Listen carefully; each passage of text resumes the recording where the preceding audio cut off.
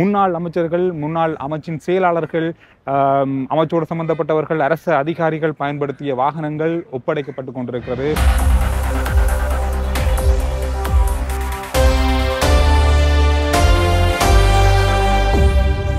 அது மட்டும் இல்லாமல் நேற்றைய நாளில், அதாவது நேற்று நள்ளிரவோடு பாராளுமன்றம் கலைக்கப்பட்டிருக்கிறது. இந்த பாராளுமன்ற தேர்தல் நடக்கிறதுக்கான திகதி அறிவிக்கப்பட்டிருக்கிறது.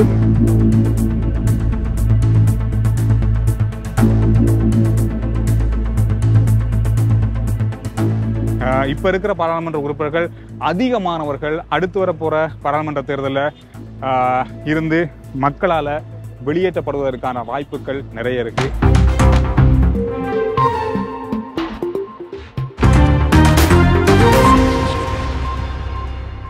இலங்கையினுடைய 9வது ஜனாதிபதி பதவியேற்றத்தை தொடர்ந்து இலங்கையில் என்னென்ன மாற்றங்கள் இடம்பெறும், எந்த விஷயங்களில் மாற்றங்கள் கொண்டு வரப்பட போகுது அப்படின்ற பல வித்தியாசமான எதிர்பார்ப்புகள் நிறையவே இருந்தது. தேசிய மக்கள் சக்தியினுடைய பிரச்சார மேடைகளில் சொல்லப்பட்ட பல விஷயங்கள் மக்கள் மத்தியில் மிகப்பெரிய அளவில் ஆதரவுகள் இருந்ததால் தேசிய மக்கள் சக்தி இன்றைய நாளில் இலங்கையினுடைய ஆட்சியில் மிக முக்கியமான விஷயங்களை செய்ய ஆரம்பிச்சிருக்காங்க. ஜனாதிபதி அனுரகுமார் திசாநாயக்க அவர்கள் பதவியேற்று இன்றோட 3வது நாள். இந்த 3வது நாளைக்குள்ள என்னென்ன மாற்றங்கள் நடந்திருக்கு அப்படின்னு சொல்லி செய்திகளை நாங்கள் நிறைய பார்த்துருக்கோம். நிறைய வித்தியாசமான எதிர்பார்ப்புகள் மக்கள் மத்தியில் இருக்கு. அந்த எதிர்பார்ப்புகள் தொடர்ச்சியாக நிறைவேற்றப்பட்டு கொண்டு இருக்கும், நிறைவேற்றப்படும் அப்படின்ற நம்பிக்கை மக்கள் மத்தியில் இப்போ வந்திருக்கு. இப்போ நான் இருக்கிறேன் ஜனாதிபதி செயலகத்துக்கு முன்னுள்ள பிரதேசத்தில். இந்த இடத்துல நிறைய பேர் நேற்றைய நாளில் இருந்து பார்த்த ஒரு விஷயம் தான் வாகனங்கள். முன்னாள் அமைச்சர்கள், முன்னாள் அமைச்சின் செயலாளர்கள், அமைச்சோடு சம்பந்தப்பட்டவர்கள், அரசு அதிகாரிகள் பயன்படுத்திய வாகனங்கள் ஒப்படைக்கப்பட்டு கொண்டிருக்கிறது. இந்த வாகனங்கள் இங்கே காலிமுகத்திடலில் தடுத்து விடப்பட்டிருக்கிறது. யார் யார் கொண்டு வந்திருக்காங்க, எத்தனை வாகனங்கள் கொண்டு வரப்பட்டிருக்கின்றது இதுவரைக்கும் கணக்கில் ஆக்கிவிட்டாலும் இந்த வாகனங்களுடைய தொகை என்ன, யார் யார் இந்த வாகனங்களை பாவிச்சாங்க அப்படின்ற பல விஷயங்களை நாங்கள் இந்த வீடியோவில் பார்க்க போகிறோம். அது மட்டும் இல்லாமல் நேற்றைய நாளில், அதாவது நேற்று நள்ளிரவோடு பாராளுமன்றம் கலைக்கப்பட்டிருக்கிறது. இந்த பாராளுமன்ற தேர்தல் நடக்கிறதுக்கான திகதி அறிவிக்கப்பட்டிருக்கிறது. வருகின்ற நவம்பர் மாதம் 14ஆம் தேதி பாராளுமன்ற தேர்தல் நடக்கப் போகிறது. எனவே இந்த பாராளுமன்ற தேர்தலுக்கான வேட்புமனு தாக்கல்கள் வருகின்ற அக்டோபர் மாதம் 4ஆம் தேதி முதல் 11ஆம் தேதி வரை நடைபெறப் போகிறது. எனவே அடுத்து வரப்போகிற பாராளுமன்றம் வருகின்ற நவம்பர் மாதம் 21ஆம் தேதி கூட போகிறது. எனவே 14ஆம் தேதி நடக்க போகிற பாராளுமன்ற தேர்தலில் தெரிவு செய்யப்பட்டவங்க எல்லாருமே வருகின்ற 21ஆம் தேதி நடக்க போகிற பாராளுமன்றத்தில் இருக்க போகிறாங்க. எத்தனை பேர் புதியவர்கள் இருக்க போகிறாங்க, எத்தனை பேர் இப்போ இருக்கிற பாராளுமன்றத்தில் இருக்கிறவங்க வெளியேற போகிறாங்க, கிட்டத்தட்ட ஒரு 150 முதல் 160 பேருக்கு மேலே வெளியேற்றப்படுவார்கள் என்று சொல்லி எதிர்பார்க்கப்படுகிறது. அதையும் விட அதிகமாக இருக்கும்னு சொல்லப்படுது. காரணம் தான் இந்த முறை அதிகமான புதியவர்களுக்கான இடம் கொடுக்கப்படும் என்று சொல்லி நம்பப்படுது. எனவே இந்த விஷயங்கள் இன்றைய நாளில் பார்க்கப்படுற ஒரு விஷயமா மாறி இருக்கிறது. நேற்றைய நாளில் இலங்கையினுடைய அமைச்சரவை பதவியேற்கப்பட்டிருக்கிறது. தேசிய மக்கள் சக்தியினுடைய அமைச்சு பதவிகள் 3 அமைச்சர்கள் கொண்டு ஒரு அமைச்சரவை அமைக்கப்பட்டிருக்கிறது. இலங்கையினுடைய 3வது பெண் பிரதமர் பதவியேற்றிருந்தாங்க நேற்றைய நாளில். அவங்களுக்கும் அமைச்சு பதவிகள் வழங்கப்பட்டிருக்கு, முக்கியமான அமைச்சு பதவிகள். அது மட்டும் இல்லாமல் இலங்கையிலே இதுவரைக்கும் மிக குறைந்த அமைச்சர்களை கொண்ட அமைச்சரவை ஒன்று அமைக்கப்பட்டு இந்த தேர்தல் வரைக்கும், அடுத்த பாராளுமன்றம் கூடி அடுத்த அமைச்சரவை அமைக்கும் வரைக்குமான அமைச்சர்களாக இங்கே இருக்க போகிறாங்க. அதோடு மட்டும் இல்லாமல் உங்களுக்கு தெரியும், இலங்கையில் அதிகூடிய அமைச்சர்களை கொண்ட அமைச்சரவைகள் தான் இருந்திருக்கு. எனக்கு தெரிஞ்சு 100 பேருக்கும் மேற்பட்ட, கிட்டத்தட்ட நினைக்கிறேன் 107, சரியாக சொல்ல போனால் 107 நினைக்கிறேன், 1-2 குறைஞ்சா மன்னிச்சு கொள்ளுங்க, 107 பேர் கொண்ட ஒரு அமைச்சரவை கூட இலங்கையில் இருந்தது. உலகத்திலே அதான் அதிகக்கூடிய அமைச்சரவையாக இருக்கும்னு நான் நினைக்கிறேன், தெரியலை. எனவே அந்த மாதிரியான விஷயங்கள் பல இலங்கையில் நடந்திருக்கு. இப்போ நாங்கள் இந்த வாகனங்கள் பற்றி பார்க்க போகிறோம். இந்த வாகனங்கள் உங்களுக்கே தெரியும், அமைச்சர்கள், முன்னாள் அமைச்சின் செயலாளர்கள் பாவித்த வாகனங்கள். இந்த வாகனங்கள்லாம் கடந்த ஆட்சியில் வழங்கப்பட்டது, அதுக்கு முதல் ஆட்சியில் கூட வழங்கப்பட்டது. எத்தனை வருஷத்துக்கு முதல்ல எந்தெந்த அமைச்சர்களுக்கு, எந்தெந்த அமைச்சின் செயலாளர்களுக்கு இந்த வாகனங்கள் வழங்கப்பட்டது அப்படின்னு சொல்லி யாருக்கும் நமக்கு பெருசாக தெரியாது. ஆனால் இந்த வாகனங்கள் எல்லாமே KI அப்படின் போது கிட்டத்தட்ட ஒரு 10-13 வருஷத்துக்கு மேற்பட்ட வாகனங்கள். இது எல்லாமே பழைய வாகனங்களாக இருந்தாலும் இது எல்லாமே அரசாங்கத்துக்கு உரிய வாகனங்கள். KJ புதிய வாகனங்களும் இருக்குது, பழைய வாகனங்கள் அதிகமாக இருக்குது. ஆனால் இந்த வாகனங்கள் எல்லாமே அமைச்சின் செயலாளர்களுக்கு வழங்கப்பட்ட வாகனங்கள். இது எல்லாமே இப்பொழுது கையளிக்கப்பட்டு கொண்டிருக்கிறது. அதிகளவான வாகனங்கள் இன்னும் கையளிக்கப்பட இருக்கு அப்படின்னு சொல்லப்படுது. இப்போ நாங்கள் பார்க்குறது ஒரு குறிப்பிட்ட ஒரு 20-30 வாகனங்கள் தான். ஒரு 100 வாகனங்கள் இருக்குன்னு வைக்கலாம். காலிமுகத்திடலில் இந்த வாகனங்கள் எல்லாமே தரித்து விடப்பட்டிருக்கிறது. குறிப்பாக இந்த வாகனங்களை பாவித்த அமைச்சர்கள், அமைச்சின் செயலாளர்கள் அனைவருமே கடந்த காலத்துக்கு முதல் கால அரசாங்கத்தில் இருந்தவங்க அப்படின்னு சொல்லப்படுது. குறிப்பாக இதுவரைக்கும் அரச வாகனங்களை பாவிக்கின்ற தொகை அப்படின்னு சொல்ல பார்க்கும்போது கிட்டத்தட்ட 60,000 வாகனங்கள், அரச வாகனங்கள், முன்னாள் அமைச்சர்கள், அமைச்சின் செயலாளர்கள், முதல் இருந்தவங்க இப்போ இருக்கிறதுல அவங்களுக்கு வழங்கப்பட்ட வாகனங்கள் பல வருட காலமாக அவங்கள் வசமே இருந்திருக்கிறது.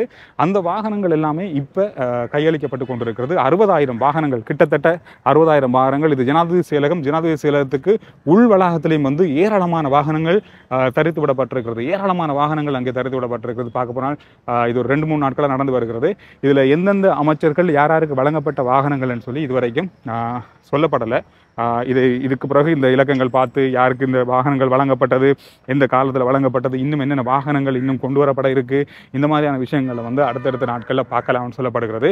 குறிப்பாக உங்களுக்கு தெரியும், கடந்த ஆட்சியிலே அதுக்கு முதல் உள்ள ஆட்சிகளில் அமைச்சர்களும் அமைச்சின் செயலாளர்கள் அவர்களுக்கு சொந்தமான நபர்கள், அவர்களோட வேலை செய்வர்களுக்கு தனி வாகனங்கள், அரசாங்கத்திலேயே தான் செலவு தான் பெட்ரோல், இந்த மாதிரி பல விஷயங்கள் ஜனாதிபதி அன்றகுமார் திசாநாயக்கருடைய பிரச்சார முறையில் பல இடங்களில் சொல்லப்பட்ட ஒரு விஷயம் அப்படின்னா, தேவையில்லாமல் அரச சொத்துக்கள், அரச செலவினங்கள் அதிகரிக்கப்படுகிறது.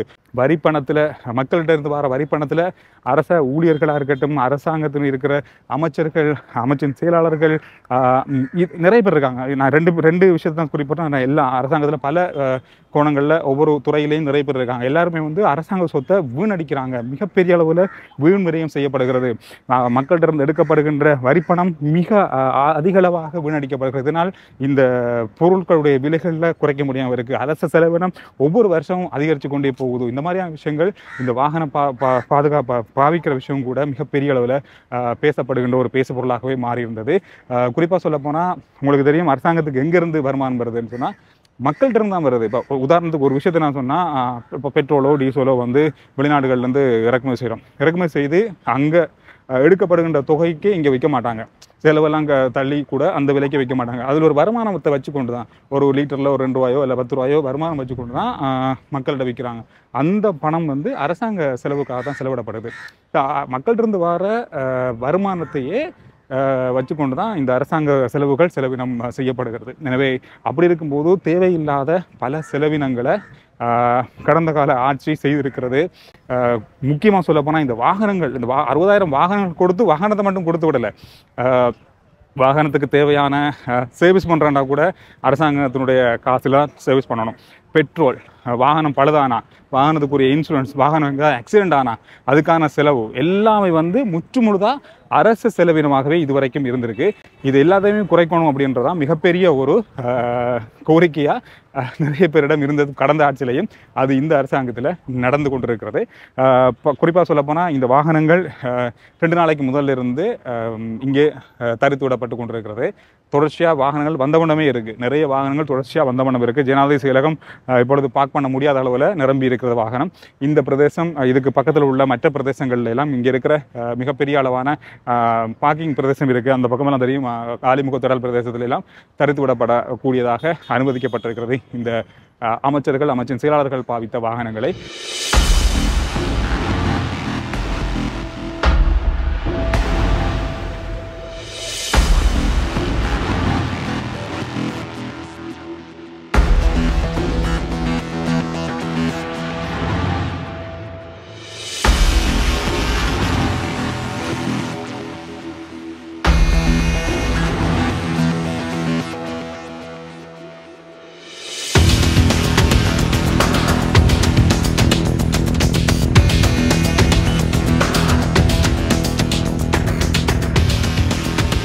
அதிகமான மக்கள் இந்த வாகனங்களை பார்க்குறதுக்கு வந்திருக்காங்க. அதாவது இன்றைய செய்தியில், பத்திரிகைகளில் வெளியாகி வந்த இந்த செய்தி தொடர்பாக நேற்று நாளிலிருந்து தான் இது பரவலாக பேசப்பட்ட ஒரு விஷயமா மாறி இருக்கு. இன்றைய நாளில் இது ஒரு மிக முக்கியமான ஒரு விஷயமா மாறி இருக்கு. இந்த பக்கம் பார்த்தீங்கன்னா, இந்த பக்கம் பார்க் பண்ணப்பட்டிருக்க அத்தனை வாகனங்களும் வந்து மக்கள் இந்த வாகனங்களை பார்க்குறத, வாகனம் பார்க் பண்ணியிருக்காங்களே அப்படின்றத பார்க்குறதுக்காக வந்த மக்கள் தான். அந்த அளவுக்கு வந்து மக்கள் இது மேலே ஆர்வமாக இருக்காங்க. குறிப்பாக இதில் சில இடங்களில் சிலர் பேசுகிறத நான் கேட்டேன். நிறைய பேர் என்னோட தனிப்பட்ட முறையில் பேசியதை கேட்கும்போது இந்த மாதிரியான விஷயங்கள் வந்து எதிர்பார்க்கப்படுது. இந்த மாதிரியான விஷயங்கள் மக்களுடைய சொத்துக்கள், அரச சொத்துக்கள் மிக அதிகமாக வீணடிக்கப்பட்டிருக்கிறது. சாதாரணமான மக்களுடைய பணம் வந்து பாவிக்கப்பட்டிருக்கிறது, சும்மா தேவையில்லாமல் பாவிக்கப்பட்டிருக்கிறது. இந்த மாதிரியான விஷயங்கள் இப்படி காட்சிப்படுத்தப்படும் போது மக்களுக்கு அடுத்து வரப்போகிற பாராளுமன்ற தேர்தல் அப்படின்றது மிக முக்கியமான ஒரு பாராளுமன்ற தேர்தலாக இருக்க போகுது. அதாவது தேசிய மக்கள் சக்தியில் இதுவரைக்கும் எந்த கட்சியை சேர்ந்தவர்களும் இணைத்துக் கொள்ளப்படலை, இணைத்துக் கொள்ளப்படவும் மாட்டாங்கன்னு சொல்லப்படுது. இப்போ இருக்கிற ஊழல் அரசியல்வாதிகள், ஊழல் பற்றி சிக்கலுக்குள்ள உள்ளாக்கப்பட்டவங்க, குற்றம் சாட்டப்பட்டவங்க எந்த ஒரு பாராளுமன்ற உறுப்பினர்களும் அடுத்து வரப்போகிற தேசிய மக்கள் சக்தியினுடைய பாராளுமன்ற தேர்தலில் போட்டியிடுவதற்கு அனுமதிக்கப்பட மாட்டாங்க. புதியவர்கள், புதிய தலைமுறைகள், படித்த தலைமுறைகள் என்று ஏராளமானவர்கள் இந்த பாராளுமன்ற தேர்தலில் உள்வாங்கப்பட போகிறாங்க அப்படின்ற ஒரு விஷயம் இருக்குது. உண்மையை சொல்ல போனால் அடுத்து வரப்போகிற பாராளுமன்ற தேர்தலில் தமிழரசு கட்சியாக இருக்கட்டும், தமிழ் தேசிய கூட்டமைப்பாக இருக்கட்டும், முஸ்லீம் காங்கிரஸாக இருக்கட்டும், இந்த மாதிரி எல்லா கட்சிகளுடைய தலைவர்கள் அல்லது உறுப்பினர்கள் நிறைய பேருக்கு மிகப்பெரிய ஒரு பாதிப்பாக அமைய போகுது. ஏன்னா புதியவர்களை மக்கள் உள்வாங்கிறதுக்கு தயாராக இருக்காங்க. அந்த அடிப்படையில் இப்போ இருக்கிற பாராளுமன்ற உறுப்பினர்கள் அதிகமானவர்கள் அடுத்து வரப்போகிற பாராளுமன்ற தேர்தலில் இருந்து மக்களால் வெளியேற்றப்படுவதற்கான வாய்ப்புகள் நிறைய இருக்குது. இது நான் பார்த்த வாகனங்கள் கொஞ்சம் தான், 60,000 வாகனங்கள் பாவனையில் இருக்கு அப்படின்னு சொல்லப்படுது. அந்த வாகனங்கள் எல்லாம் இங்கே கொண்டு வந்து பார்க் பண்ணுறதுக்கு இடம் இருக்காது. இன்னும் ஒரு 4-5 நாட்களில் இந்த பிரதேசம் முழுவதுமே வாகனங்களால் நிறைஞ்சிருக்கும் அப்படின்னு சொல்லி எதிர்பார்க்கப்படுது. இந்த மாதிரி விஷயங்கள் அடுத்து வரப்போகிற பாராளுமன்ற தேர்தலில் மிகப்பெரிய ஒரு பலமான இடத்தை தேசிய மக்கள் சக்தியினுடைய பாராளுமன்ற உறுப்பினர்களுக்கு வழங்கப்படும் என்று எதிர்பார்க்கப்படுது. எனவே பல விஷயங்கள் இந்த நாட்களில் பேசப்படும் என்று சொல்லப்படுது. நாங்கள் வந்து இந்த வீடியோ இதோட முடிக்க போகிறோம். RG Chandru reports YouTube channel, Facebook page, இது ரெண்டையும் ஃபாலோ பண்ணுங்கள். அடுத்த வீடியோவில் நான் உங்களை சந்திக்கிறேன். நன்றி.